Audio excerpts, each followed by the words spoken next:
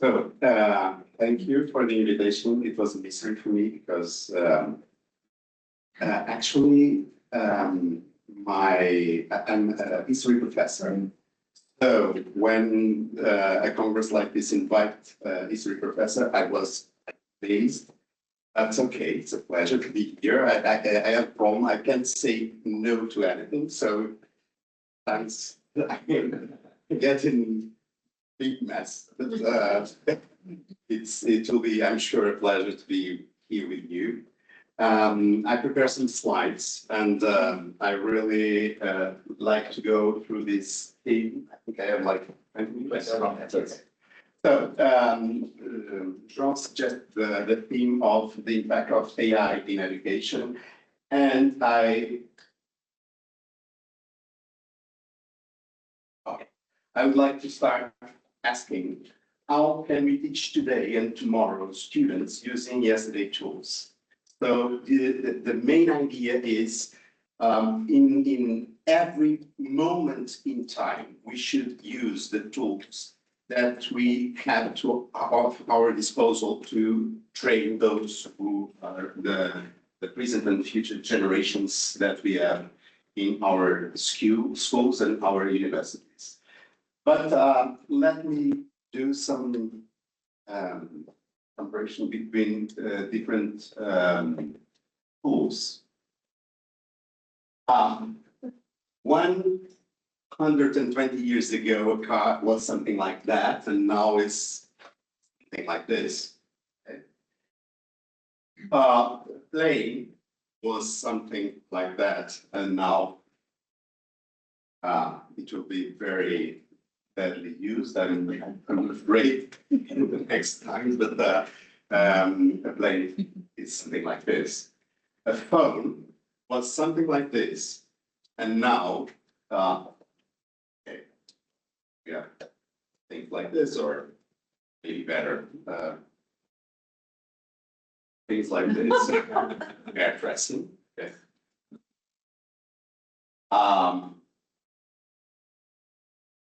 Oh, you know what this is. For me, I was trying to understand. Well, can you please help me? Manicure, pedicure. No. Could be.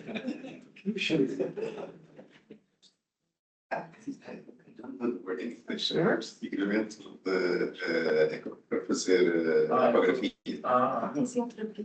Ecography. So, okay. And when I start to do my research in the National Library, this is how I used to do research. And it was a problem, because if anybody wants us to study a theme without any intervention, without anybody else to study their theme, they just need to pull the paper and put it on the pocket, and nobody will know to study that subject of that thing or that or whatever. After we had this, and now we have something like this. Are you all familiar with these tools? Complexity. Who knows what complexity? Okay. Read. Okay. Complexity. It's when I train teachers and professors with the use of AI, one thing very important is to understand which tool should you use to which task.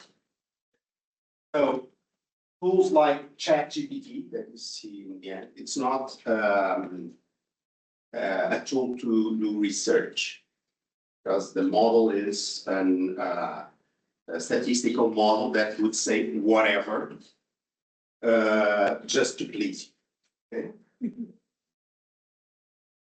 Okay? One of the first experience I have with ChatGPT, I asked ChatGPT to do an essay on the theme of my PhD. Okay? And my PhD is on history of education in the period in Portugal between 1858, 1911. And I thought that I read every article, every book about that subject, everything. But then when I asked ChatGPT to write an essay about that theme, and I asked to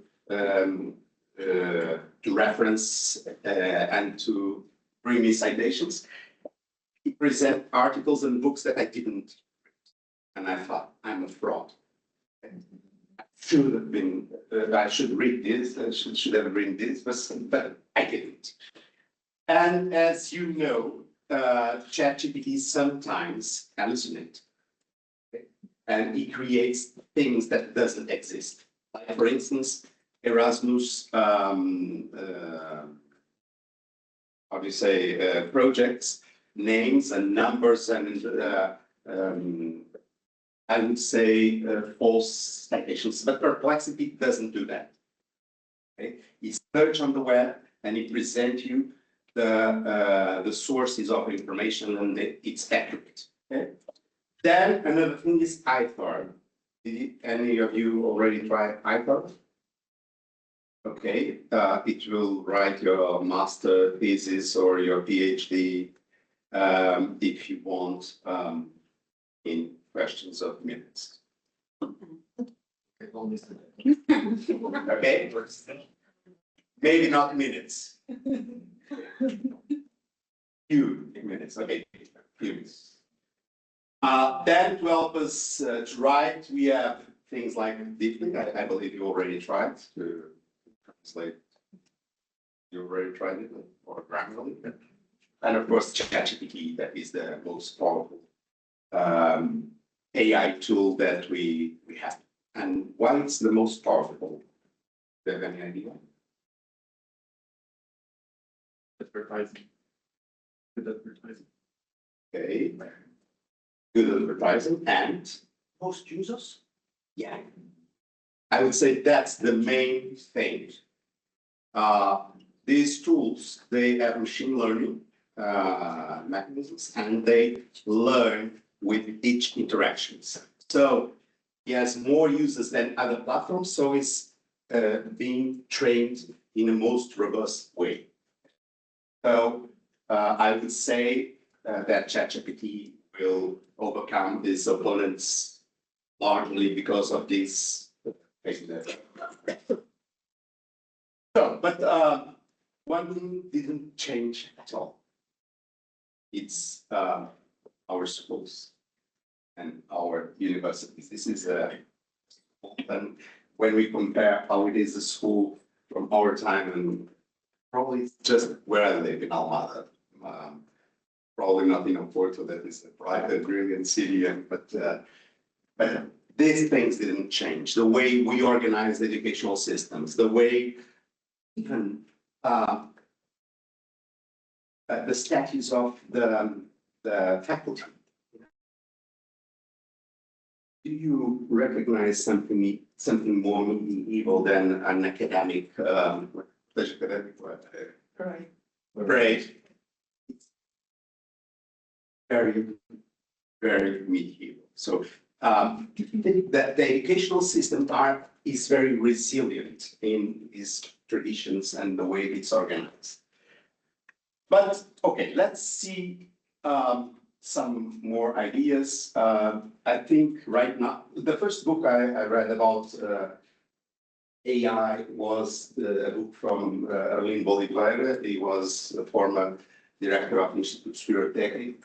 The book is called Mentes Digitais, Digital Minds, and it's very interesting. It came out in 2017, and I confess, I started to read the book, and 30 pages of 40 after I started, I stopped because I couldn't understand anything. Things like and in 2022, when ChatGPT appeared, in the end of November, I was, okay, so this is what the professor was speaking about. Also, an interesting idea is that we live now in a context of what Lucien says called like a technological Frankenstein.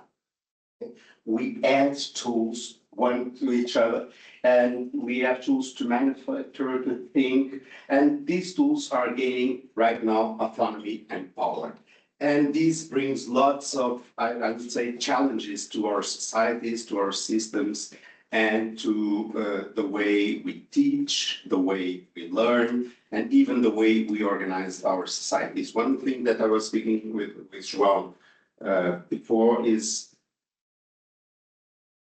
we live in societies that are organized based on cultural products. And for, I would say, 10,000 years, these cultural products or more were created by humans. Now we have already cultural products that are created by machines. And what would be the impact of this in what we call to be a human being?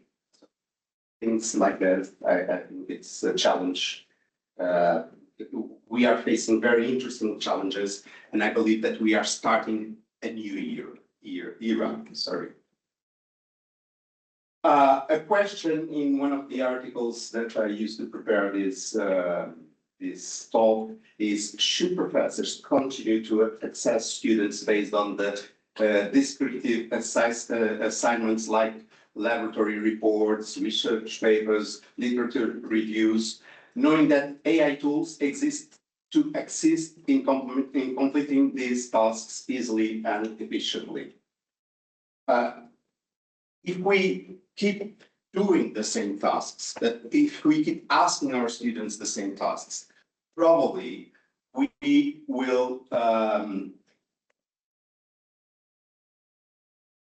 have a very poor outcome of the learning process. Because I believe every human being look always for the easiest path to achieve whatever. So it will be, probably we need to integrate other ways to assess our students, and probably we need to integrate other ways to teach our students. Of course, train already left the station. AI is not arriving in higher education, is already here in the learning institutions and in the research institutions. Probably professors are not using AI tools and don't take the advantage that these tools can provide to us, but our students are already doing this. So it's like a play, you know, we are asking things and students are probably creating the idea that they are doing that process, but how it's a fake process. Sometimes the temptation is or could be like the ostrich, put the head on the sand and think, okay, I am almost retiring. I don't want to know about this. I probably will survive without change my practices. But sorry, it is an of course now ChatGPT facilitates the fraud, and I believe that is the main concern of most of the educational systems. When we speak about the using of AI in educational systems, the concern is always about the fraud and not how can we change the way we teach? How can we change the way we assess our students to use these very powerful tools to promote knowledge and to promote learning? This is a framework, a Portuguese framework for higher education about pedagogical innovation. I recommend those who are Portuguese to read it. I'm not sure if there is an English version of this document. I believe. But in this document, it summarizes some of the concerns about what we call pedagogical innovations, some of the guidelines to pedagogical innovation. And the using of technology, it's important. It's very highlighted in this document, but also the idea of center the process in the students, center the learning process in the students. And I'm afraid I'm taking a little bit too long. I have an citation of this book. Professor Lima Oliveira put it in his book, and this is the idea that we professors in higher education, we are right now in a moment that would be like this idea that we need to running all the time, but with these changes of technology, with the changes that AI brings to our organization in research systems and educational systems, I think to go somewhere else, we need to run at least twice as fast that we were running until now. So I'm always amazed with the changes and the new things that every month is coming out in the AI settings. I will skip this, but this is the main topics of this.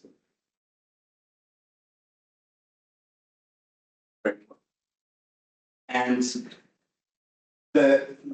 my main idea is when we look to some institutions, we are still thinking, professors still thinking pedagogical innovation, something like this. We have few professors that are sharp, that are always the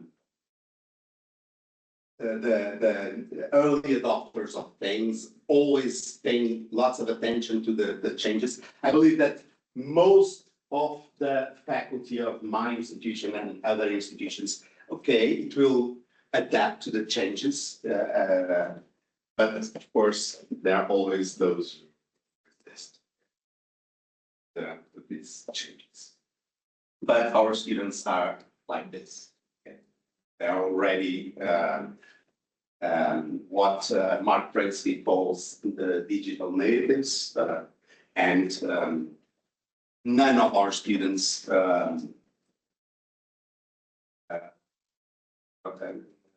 every of our students were born after the appearance of things like Google.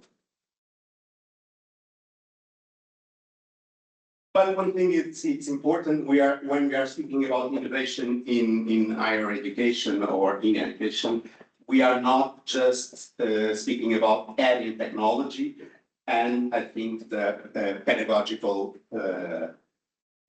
part of our work is more important in innovation than the technology. We are creating in Egas, or we are part of a consortium that it's Center of Excellence for Pedagogical Innovation. And in this center, we adopt this model. I'm not sure if you know this model. It's TPEC model. And it's the idea that teachers and professors, those who are in the educational areas now, need to combine three types of skills: the pedagogical skill, the content skills, and the technological skills. Okay, but this diagram and this model was profoundly impacted by the inputs of AI. And right now, I would say that every part, the content and the pedagogical level of our work, it's impacted by the using of AI. Coming to the end, I asked Perplexity to find 5 articles on the impact of AI in higher education, and it came out with these 5 articles. I will give the presentation and then can pass it to everybody. But to summarize the impact of these articles, they say that we, with AI, can adapt learning environments right now in a more effective way, creating dynamic platforms. Also, we can, in a more easy way, personalize learning and tailoring it to the learning experiences of our students. We can focus more in the interaction with our students by automating routine tasks. And that is always very important because the only thing that we can't buy is time. We can also automate assessment and grading and in some activities. If we have like rubrics of evaluation in simple tasks just to see if our students achieve a skill or if they understood a concept, maybe we can use tools like AI tools. Also, data-driven decision making to help us making decisions about what are the options we should implement in our teaching practices. Real-time feedback, and I would say that this is really important because John Atlee, a pedagogue, told us that more important than the teaching moment, the studying moment, or even the moment when the student do the assessment of the task, is the feedback he receives from the professors. It's the moment where the learning is more, I would say,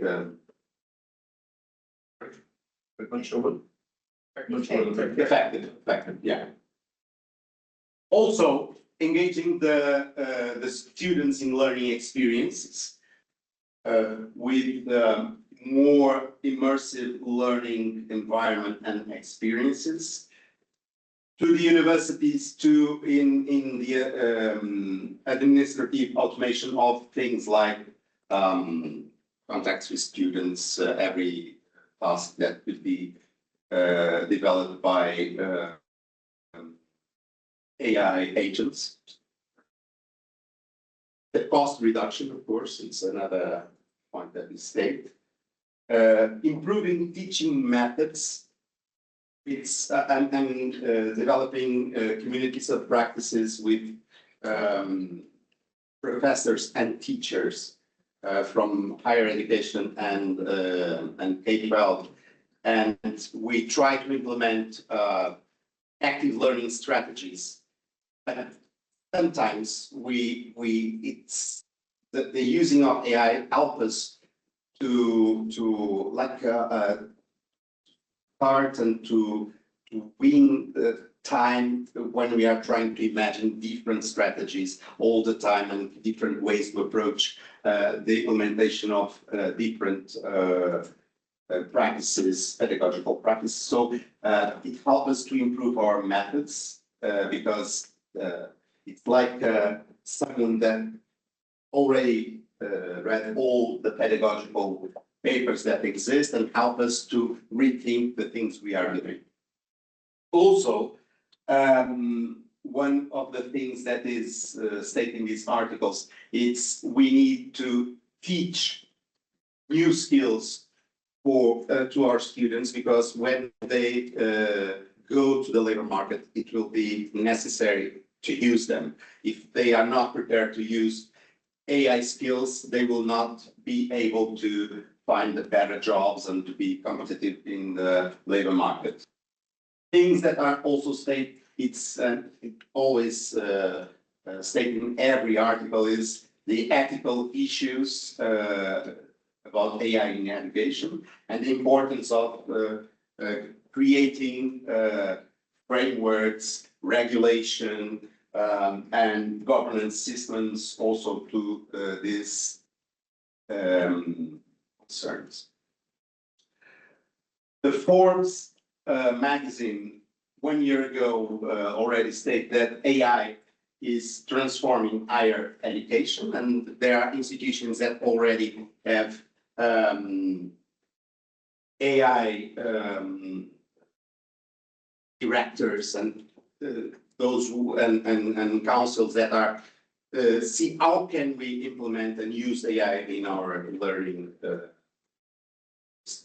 processes. When can the students use it? When they can't use it, or to do what kind of tasks they can use it or not. And I would say to summarize that the advantage of these artificial intelligence tools on higher education is to identify our students' needs, to develop intelligent tutoring and mentorship systems. My son is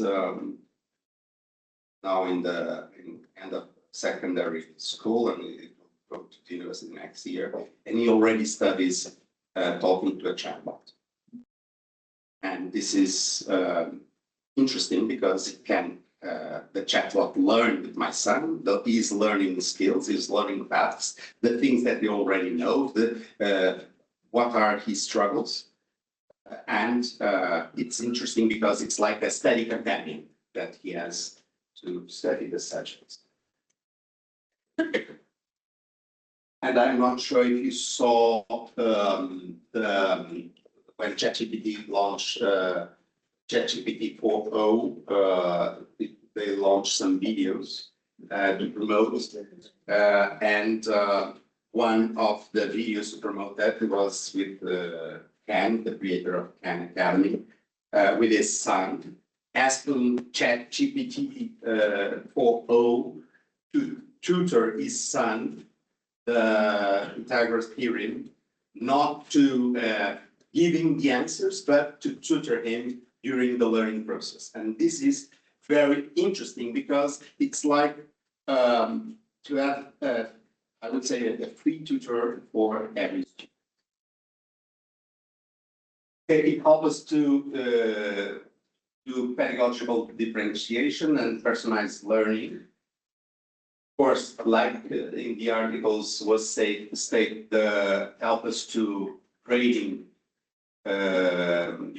certain assessment activities and help us to give immediate and personalized feedbacks. Also, one thing very important, I would say mainly in our K-12 institutions, is to eliminate language barriers. In Portugal, right now is a theme. We have lots of migrant communities arriving in some of our cities, students arriving and don't speak any Portuguese. And the learning process of the language, it's slow, it's necessary that it's slow. And sometimes these students lose 1, 2, 3 years just to be able to start to understand what's happening in the classroom.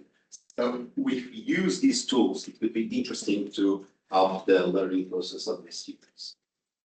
And of course, like was stated before, the augmentation of administrative tasks. Just to end, some concerns or key questions. Of course, always the ethical things. Who is the author of research or the author of an article when we are interacting with a tool like ChatGPT or Perplexity? A researcher it's not just a prompt engineer. Okay. And I believe that we face challenges now to define what is an author and what is publishing.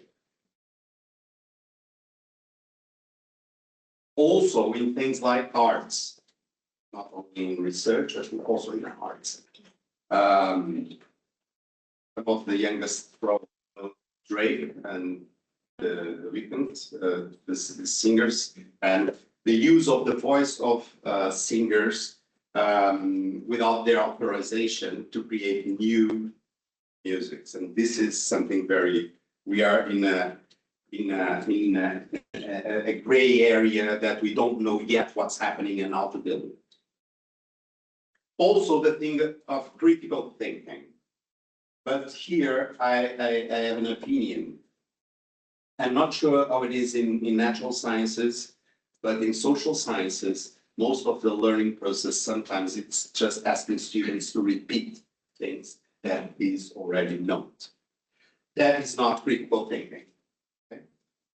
When we just ask students to repeat something to show they learn it, that's not critical thinking. In that case, AI did not kill critical thinking, or you not kill it. But it's a challenge. How can we say to a kid like my 7-year-old son that there are not pandas in Madeira Island? Okay, what actually he could have pandas. He could have. Okay. Also, in that knowledge,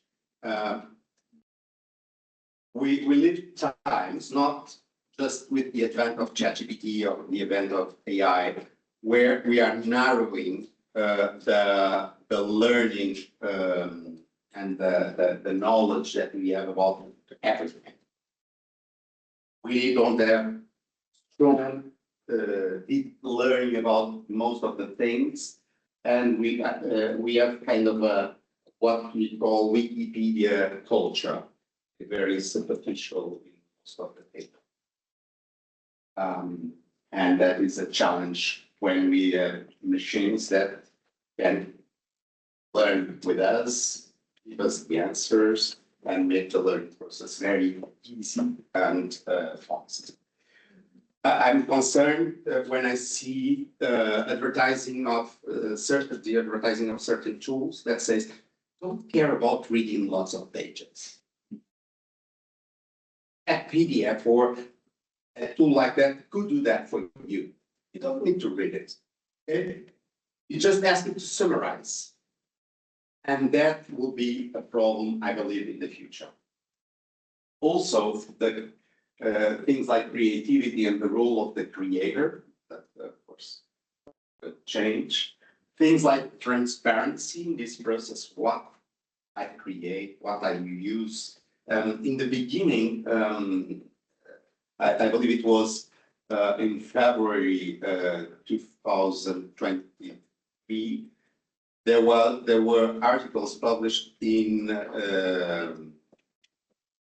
peer review publications, which the second author was ChatGPT.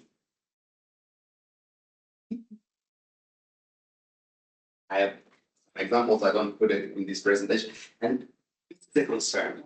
Could ChatGPT be an author, and should it be the first or the second author of the article? Is it transparent? Yeah, at least it's transparent. Yeah.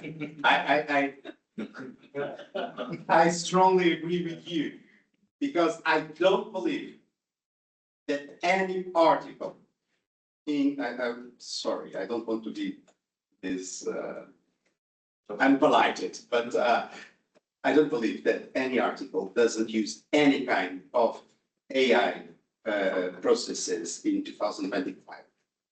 And if it doesn't use it, it should use it. But how we state that? How we bring the transparency issues to this reality? Also, Of course, in most institutions, technological limitations. It's a concern, also pedagogical training for the teachers. Yeah, I mean, just finished. And things like privacy and security. And the algorithmic bias. We know that if we ask Midjourney, we already tried Midjourney as a tool. No, Midjourney, it's a image creator AI tool, or Leonardo, it's another image creator. If you ask, I want an image of the CEO, we'll present a man, white, mid-50s, okay? I want a primary school teacher, female, 30s, white. I want a janitor, black, man. It's the, I would like to say this. When we have tools that are created by man, that using a repository of information that is created by man, and that is trained by man, these tools are no better or worse than man. And I believe humanity sometimes creates some perplexity. We do.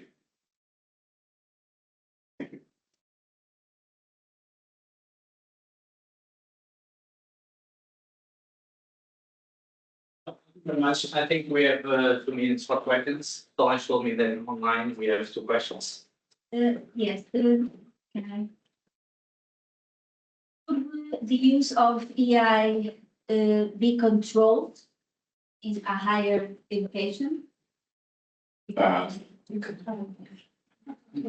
try it, yeah, first, but I think should be transparent and should, if we create a culture in our institutions with our students, a transparency culture.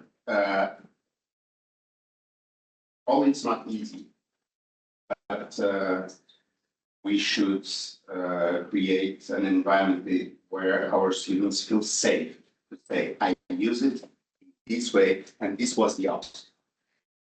And we need to probably change the way and what are we assessing in our institutions. And it should be very clear for all our students why aren't we using in some tasks, or why are we using it in others. What advice would you give to teachers that can be faced with this type of a work that is AI, and you can see it is AI? How should a teacher address students, and how can you? Fraud Yes, issues. fraud. Yeah, I don't know.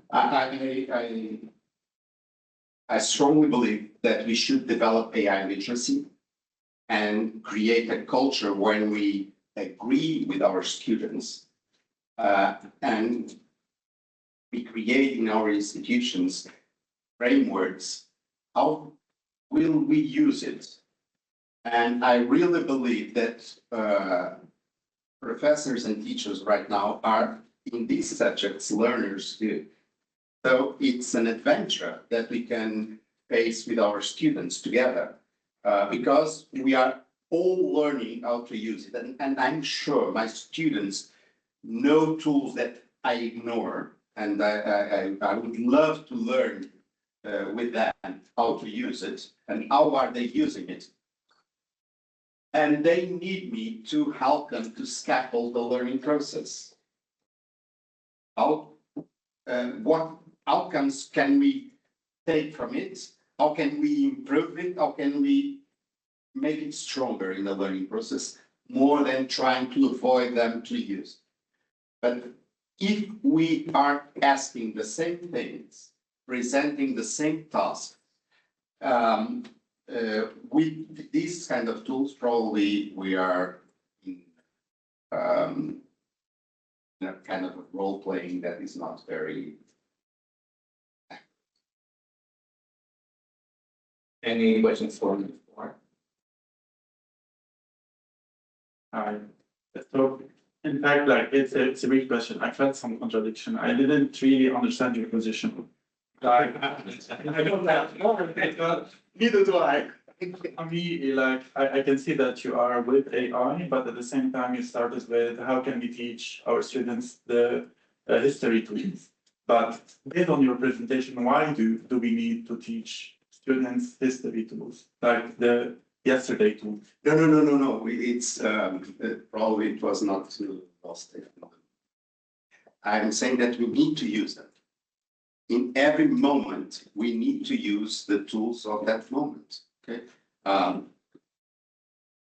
It's absurd that we are not using them. So if I was not very clear in the beginning, it's what but of course I have lots and lots of contradictions and lots of doubts about this. But in every moment, I think from history, we learn that we can have what we call civilization recess and cultural reset. Things can go back in democracy, in human rights, but not in technology. If in cultural aspects, things can go backwards sometimes. What's happening in Gaza? States. Wait for the statement. Not in technology. Sometimes we lose some things. Things were a flop in Google Glasses 10 years ago, but it's coming back somehow with new glasses where you can have, for instance, use them like translation device. But in one moment it was like a flaw.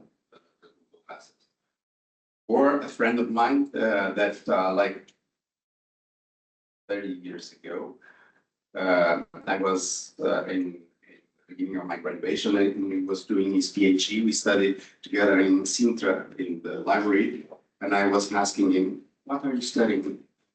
"I'm studying a thing that we already know that is not going to be used." And I asked him, "What?" It's kind of a thing to do calls, but with video. Why will we not use that? And he said, "Oh, nobody wants to say to his wife that I'm here in the office." And he's not. Or answering to his boss and still in his pajamas, Yes. It's here. It's FaceTime, and Zoom. But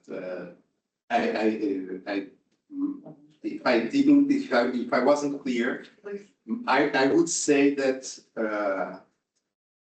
first we need to use it and to use it a lot. We need to learn how to use it. We need to make mistakes, even because we only learn when we make them. We need to face the challenge of making errors and the risk of making errors. And doing that with our students, it's very important. Doing it in a transparent way. Of course, everybody knows that we are in virgin lands. Nobody ever have been here before, and could be very interesting in the process to create kind of a community, a learning community where, of course, the professors as but we're still learning. That's very beautiful. Okay, João, we have no more time for this.